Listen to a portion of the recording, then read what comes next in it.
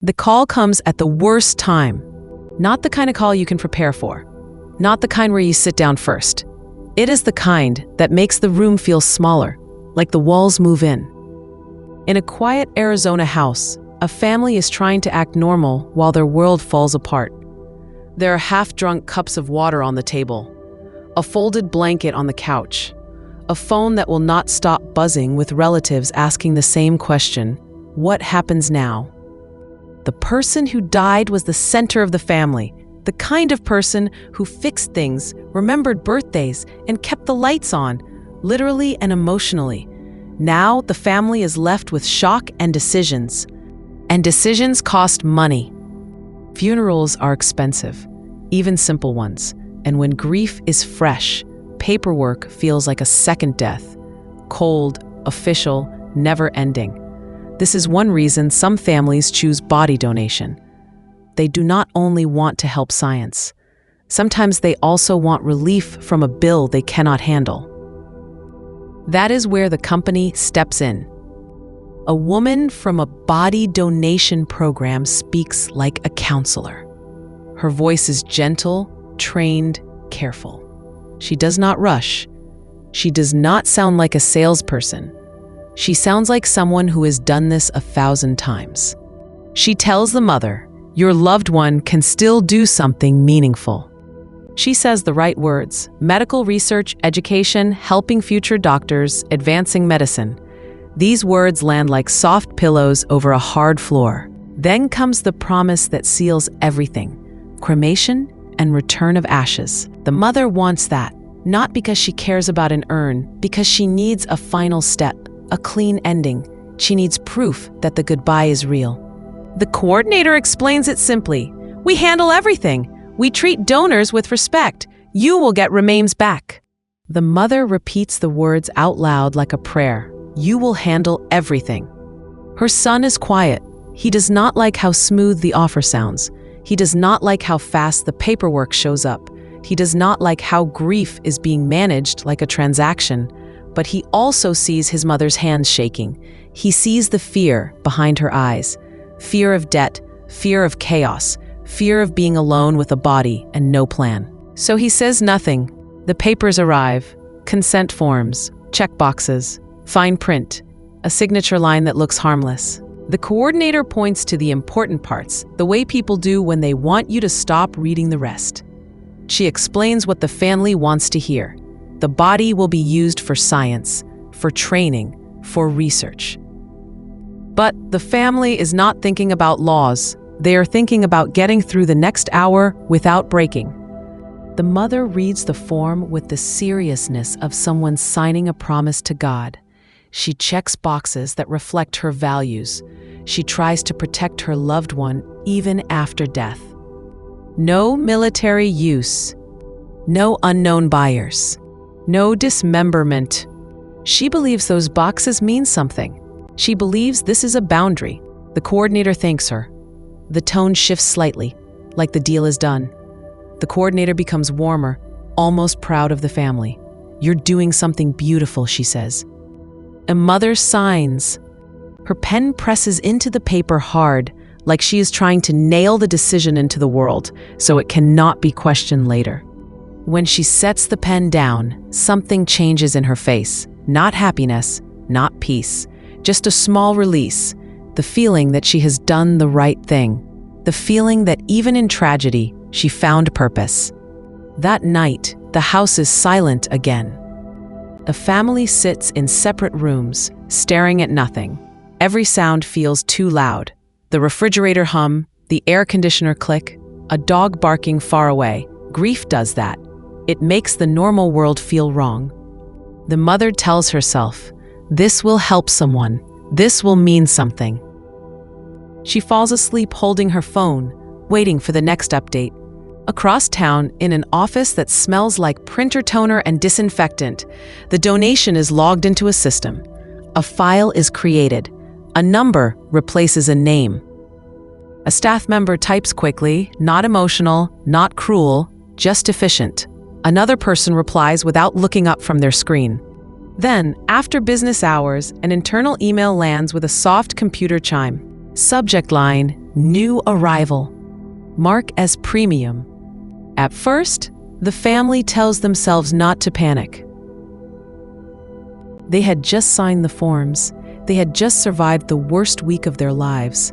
The coordinator promised dignity, research, cremation, and ashes return. So they wait. The first days are a blur. The house still looks the same, but everything feels wrong. The mother cannot bring herself to move his jacket. It feels like touching it would erase him. Then the mail comes. Not just sympathy cards, bills. The pressure makes the donation choice feel like a deal the family made while drowning. A week passes. No message, no urn, no update. She calls the donation program. The coordinator answers with the same calm voice as before. Everything is on track, she says. Processing takes time. Processing. It sounds official. It sounds safe. The mother repeats it to herself like it explains everything. 2 weeks later, she calls again. Same answer. Processing. Dot. A month passes, still nothing. No tracking number, no clear timeline. Every day, the mother checks the porch like it is a ritual. She listens for the delivery truck, then feels foolish when it is only a neighbor walking a dog. She starts keeping her phone on loud at night, scared she will miss the call. No call ever comes. The family begins to split into different kinds of grief. One side wants to trust the process. They do this all the time, the aunt says. Do not accuse people when you do not understand how it works. The son cannot sleep. He keeps replaying the signing moment. He remembers how quickly the page was pushed forward. He remembers how the coordinator sounded less like a worker and more like a comfort blanket. Late at night, he searches online. He learns that whole-body donation for research and training can involve private companies, and the rules and oversight can be uneven. Now every phone call feels different. They call again, processing. They ask for a date. Hard to say. They ask for a supervisor. I will pass the message. Sometimes the coordinator adds new phrases to sound reassuring. Delays happen. Paperwork is being finalized. Cremation is scheduled. The words change. The meaning does not. The mother starts to feel ashamed for asking.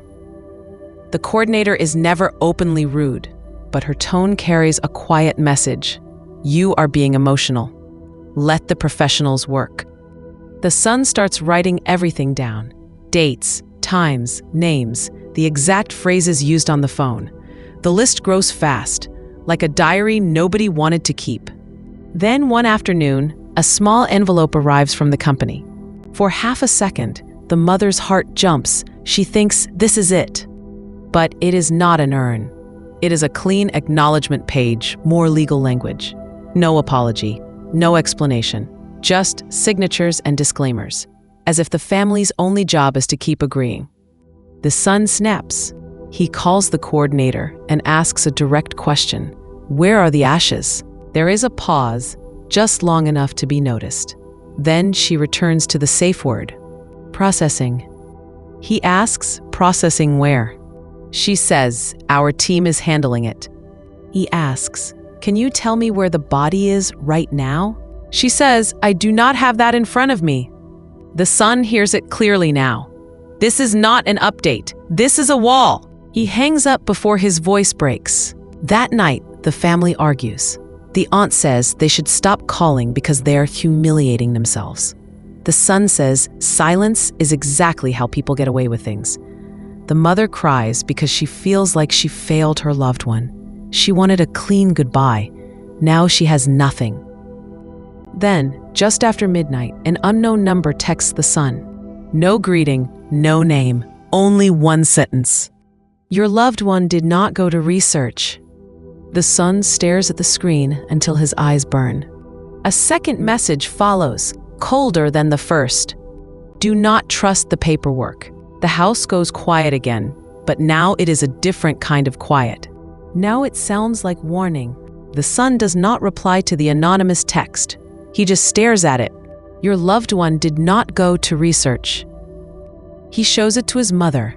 She tries to call it a prank, but the word processing echoes in her head. Months of the same calm excuse and no urn. That night, the son opens his laptop and starts searching. He finds the sweet language first: gift, honor, science. Then he finds the harder truth: whole body donation can be handled by private brokers, and the rules are not as strict as organ donation for transplant. Near 2 a.m., he finds a short forum post.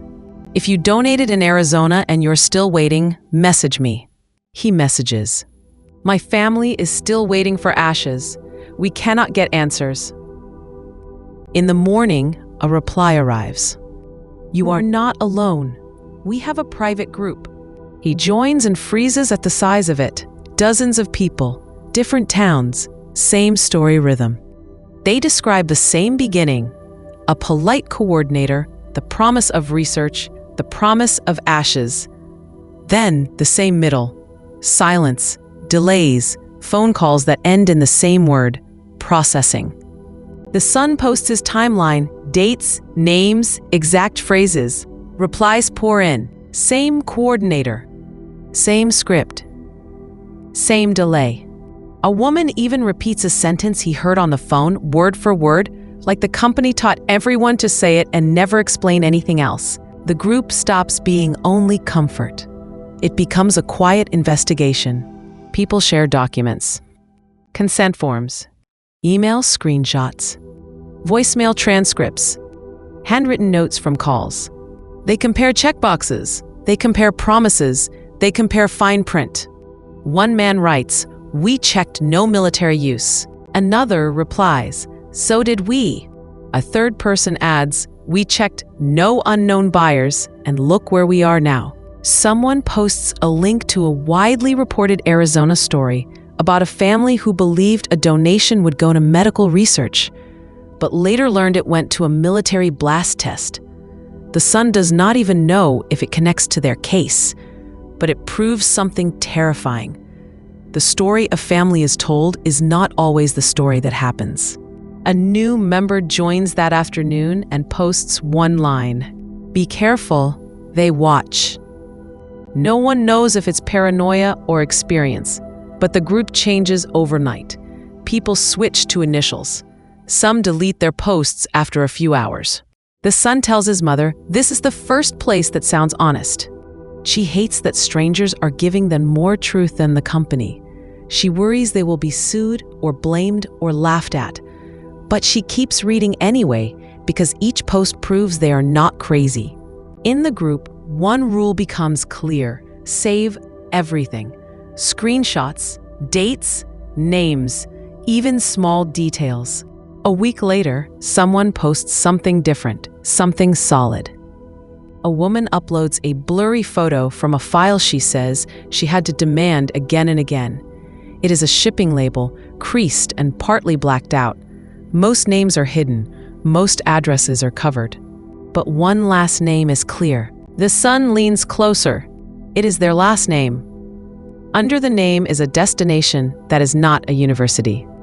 His mother makes a small sound, like her breath breaks, and the son feels the coldest thought so far settle in his chest. Their loved one has been moved like a package.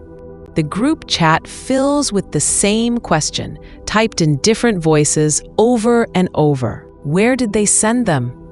The shipping label sits on the kitchen table. Their last name is on it.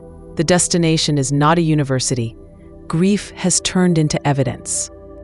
They bring out the consent form next. It is the same papers the mother signed when she was shaking and tired and desperate for a clean ending. She remembers the checkboxes.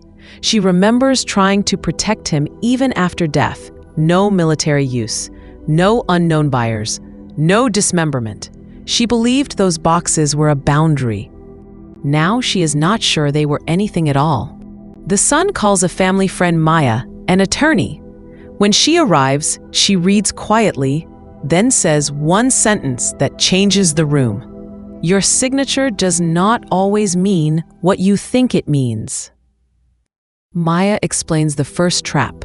people mix up organ donation with whole body donation. Organ donation for transplant is heavily regulated, but whole body donation for research and training can be handled by private companies, and oversight is far thinner. The mother whispers, "But they promised research." Maya points to the fine print. The words are wide on purpose: research, education, other lawful purposes. It does not name a university. It does not promise one project. It gives the company room to move. That is the language game, Maya says.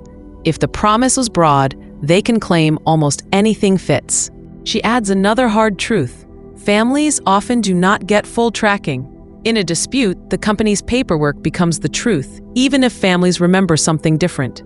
The son tells her about the Arizona story he read late at night. A man believed his mother would be used for Alzheimer's research. Later, records suggested most of her body was sold and shipped for a military blast testing project anyway. Maya nods. That case shows what you are up against, she says. If someone ignores restrictions, the form does not stop them. It only becomes a fight later. The mother's voice cracks. So my no does not matter?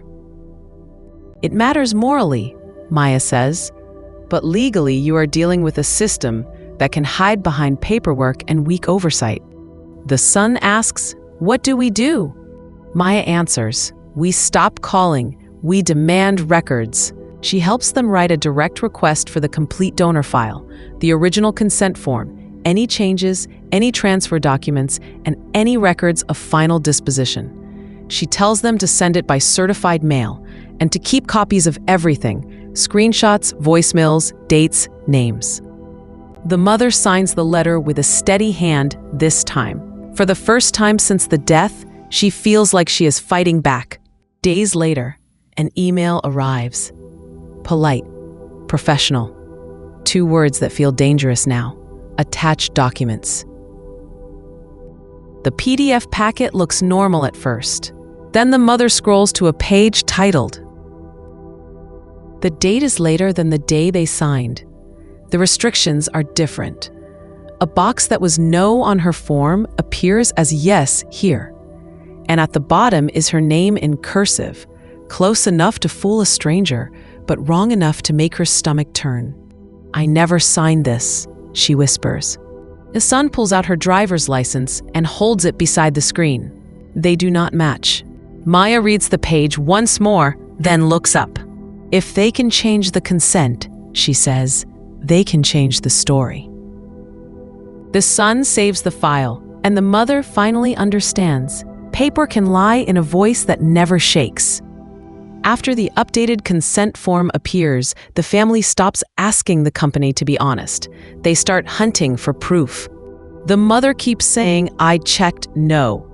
The son keeps staring at the fake-looking signature. If one page can be changed, then anything can be.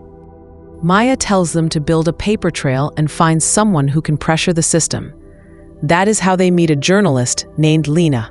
The son emails Lena 3 things: the original consent form, the updated form, and the shipping label with their last name.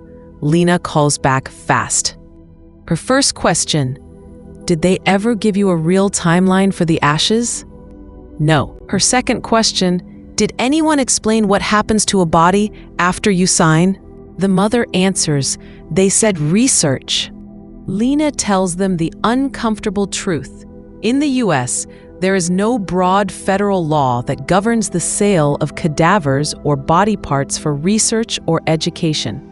Oversight can be thin, and families often do not get clear tracking.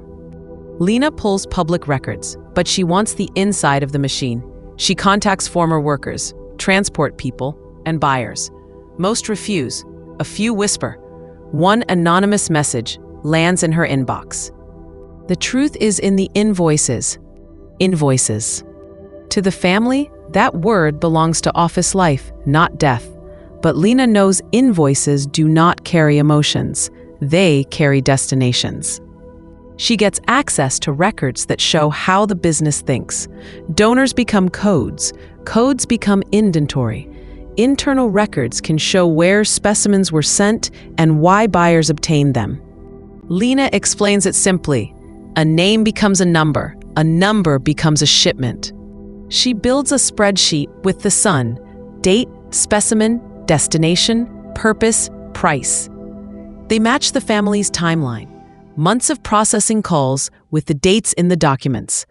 It starts to look less like delay and more like strategy. As the spreadsheet grows, patterns appear. The same destinations repeat, like regular customers. Then the son spots a donor code that matches the date their loved one was taken. Not a full name, not a person, a label. Lena says that is why they stay calm on the phone. The system is organized. The promise is the part they can rewrite.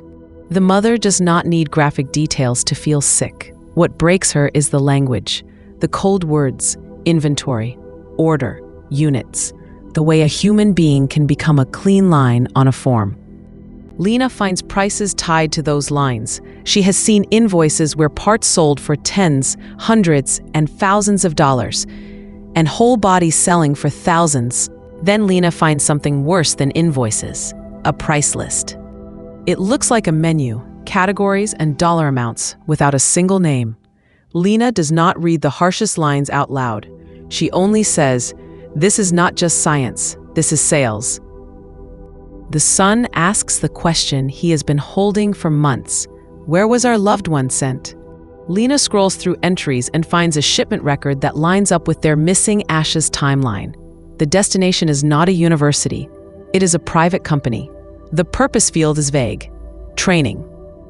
Lena circles the entry and tells them to save everything in 3 places. Records vanish, she says. Screenshots do not. The mother asks, so was it research? Lena answers, sometimes training is real medical education. Sometimes it is just a label that makes a shipment sound acceptable. The son leans closer, searching for proof that someone inside knew the family would keep calling. And then Lena notices a note in the margin of the scanned price sheet. Handwritten, rushed. Family is persistent. Stall them. The mother goes quiet. Because now they understand the darkest part. The delay was not confusion. It was a plan. Lena tells the family, if you want answers, start with the person who built the machine. The owner's name is Stephen Gore. BRC was described in court records as a business that accepted donated bodies and represented it would not sell them, only charge a processing fee. But the record says it sold donated specimens anyway. The record also describes contaminated and unauthorized human tissue and notes a guilty plea to illegal control of a criminal enterprise. The mother looks at his photo online and does not see a criminal. She sees a calm face, a neat haircut, a business smile, someone who could sit across a table and promise respect without blinking. Lena says that is the trick. This is not a back alley crime, it is paperwork crime. Then she shows them what paperwork hides. In this market, donors can be turned into codes, tracked in inventories, and moved through invoices like shipments.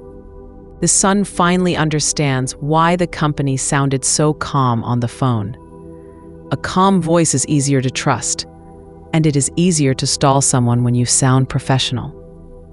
Lena adds one more cruel detail.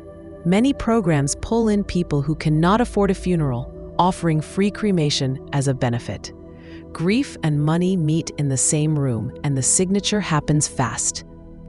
Lena finds someone who worked inside the company and agrees to speak only if her real name stays hidden. They call her Renee. Renee says Gore had 2 voices. In public, he spoke about dignity and science. He used soft words like gift, education, and service. He sounded like a man running a mission. Behind closed doors, Renee says the mission became numbers. Meetings were about supply and demand. What came in, what needed to go out, what was high value, what had to ship fast. Families were not people in those meetings. Families were calls, complaints, and problems. The mother asks, so when I begged for a cremation date, I was a problem. Renee does not answer right away. Then she says, that's how it was treated. Renee explains the language that made it feel clean. Nobody said sell, they said move. Nobody said body parts. They said specimens. Nobody said buyers. They said partners. When you change the words, you change what your conscience hears. Lena asks Renee why she stayed. Renee's voice goes thin. My son was sick, she says. Insurance mattered. A paycheck mattered. I told myself I could survive it. That is the second twist of this story. The system does not only use grief, it also uses need.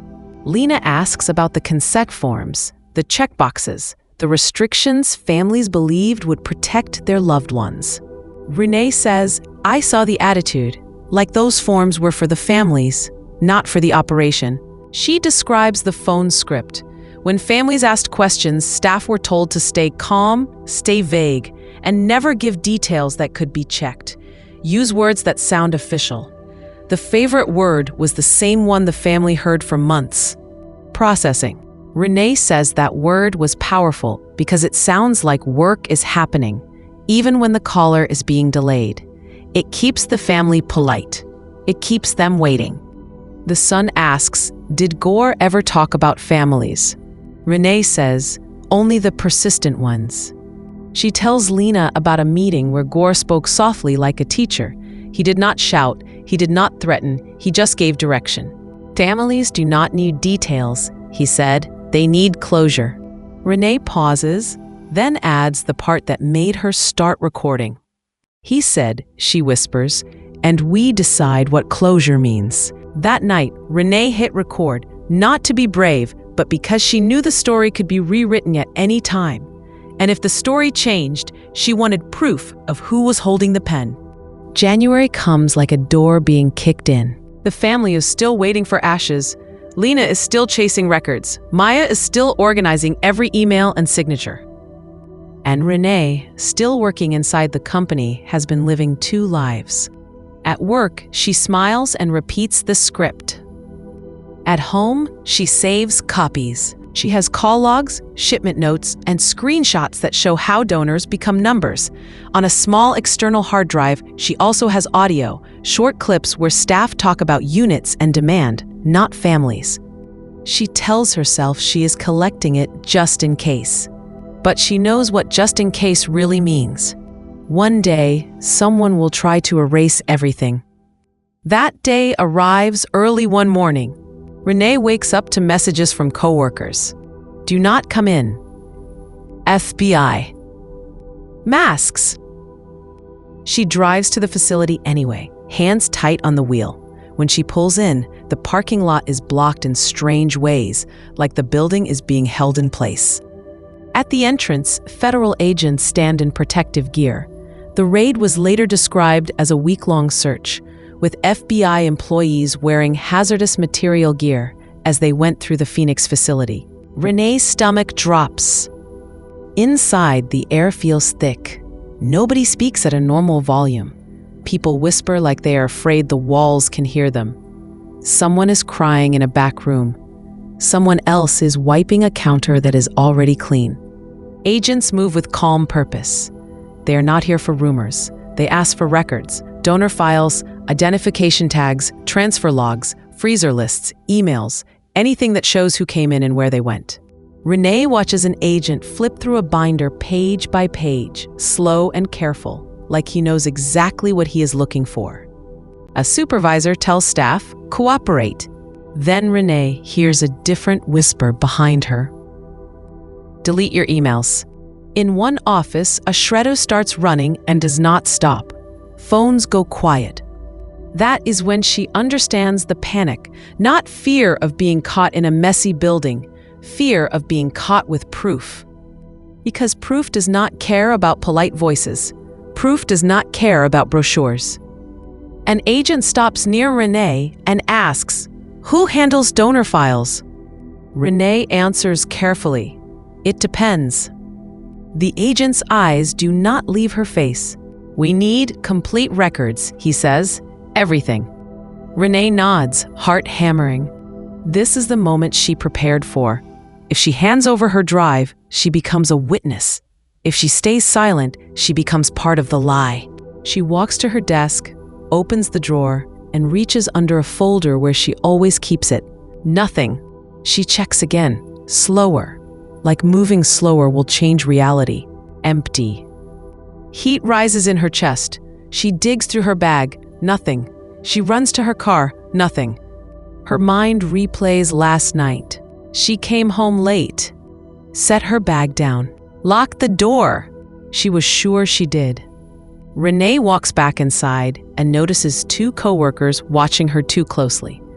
One looks away fast. The other keeps staring, pretending to scroll on a phone. A new thought hits her, sharp and cold. Someone knew the raid was coming. Someone knew what to remove first. Renee forces her face to stay normal and returns to the front area where agents are collecting boxes of material. One agent stands by the door with a clipboard. Renee steps toward him, ready to speak, ready to finally drop the mask. But she cannot hand over what she no longer has. So she tells the truth in the smallest, safest way. "I have information," she says quietly, "but something is missing."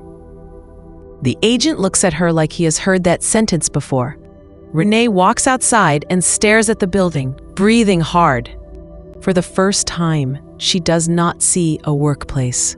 She sees a machine that knows how to clean itself.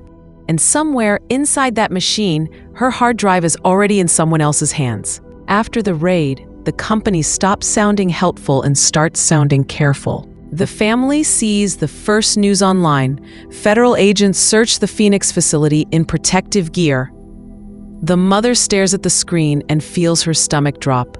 Months of processing suddenly sound like a script.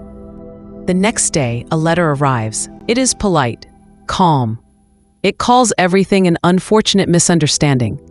It says the company has high standards and deep respect for donors. It blames a few former workers who did not follow procedure. The message is clear. It is a few bad apples. The son reads it once and says, "They are already rewriting it." Maya says, "This is damage control." And the phone rings. A man introduces himself as the program's attorney. His voice is smooth. He says the company wants to support families during a confusing time. He offers a private meeting. The mother wants to refuse, but she's exhausted. She wants the urn. She wants a final step. So they go. The attorney listens without emotion. When the son mentions the updated consent form, the man nods like he has heard it before. When the mother says she checked no, he sighs like she is asking for something unreasonable. Then he slides a packet across the table. The first page says, "Release and settlement." The mother's eyes go straight to the number. It is not enough to heal anything. It is just enough to tempt a family that has been drowning for months. The son flicks deeper and finds the real cost, a confidentiality clause. It says the family cannot speak to the media, cannot post online, cannot disparage the company, and must withdraw complaints. If they break the agreement, they may owe money back. The mother whispers, "So they will give us closure if we shut up." The attorney keeps smiling. "We are offering peace," he says. He adds a hook. If they sign quickly, the company will expedite cremation and return of remains. The mother's hands tremble. She hates herself for wanting it, but she does want it. She wants to stop living inside questions. The son asks, "How do we know the ashes are even his?" The attorney answers, "Our process is reliable, ... The son hears the old word behind it, processing. On the drive home, the family fights again. The aunt says, "Take it, get the ashes, end this." The son says, "They are buying our voices." The mother sits between them, staring at the packet on her lap like it's a trap. That evening, Uncle Darren visits. Darren has always been the practical one. He talks about money and moving on. He acts like emotion is a mess that needs cleaning. He says, "I heard you met with their lawyer." The mother freezes. She never told him. The son stiffens. "Who told you?" Darren avoids the question. "Listen," he says, "you do not want a long legal battle. It will ruin you. Take the settlement. Sign it." Maya asks, "Why are you pushing so hard?" Darren says, "Because I am protecting this family." But the son notices something. Darren is using legal words too easily. Release, exposure, liability. He speaks like someone who has practiced. Later that night, the son searches Darren's name the way he has searched everything else. And he finds a clue that turns his blood cold. A professional profile, a connection to a law office, not a random office, one tied to corporate defense work. He calls Lena. She checks quietly, then says, "Your uncle's name is on an email chain I saw. He has been talking to their side." The mother grips the settlement packet until it bends, because now she understands the twist. The company did not only send a lawyer. They sent someone the family would trust to deliver the deal. And Darren is standing in their living room, watching their signatures. The courtroom looks clean, but the story is not. The mother sits with her hands folded. The son sits with a thick folder of notes. Maya is behind them, quiet and focused. Around them are other families, people who all trusted the same promise and got the same silence. This is a civil trial. Families are suing because they believe they were lied to and because remains were handled in ways they never agreed to. The defense begins with paperwork. They hold up consent forms and repeat words like authorized and procedure. They say no one was forced. They say everyone signed. They talk about choice as if grief is calm. Then they aim at the families.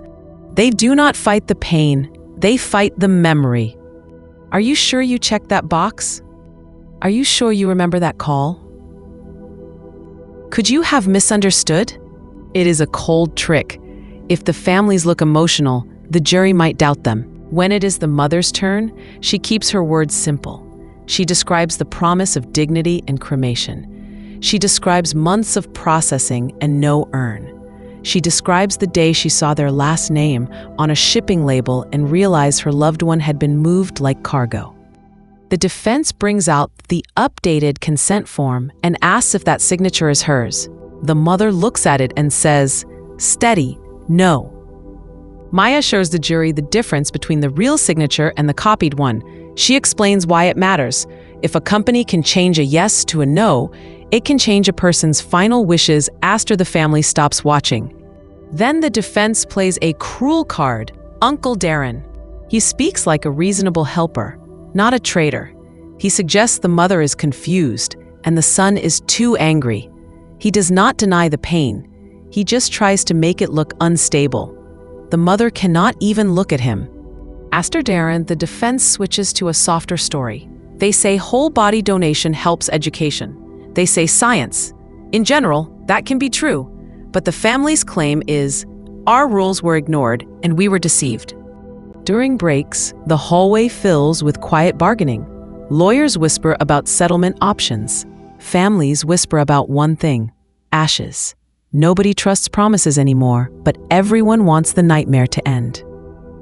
The owner sits at the defense table like a man who expects to win. He looks polished. When he speaks carefully. Answers that sound responsible but do not land anywhere. Then the plaintiffs call a witness the defense clearly fears. Renee. She used to work inside the system. She tried to save what she saw. And right before the raid, her hard drive disappeared. The defense attacks her first. You are angry. You want revenge. You are not credible.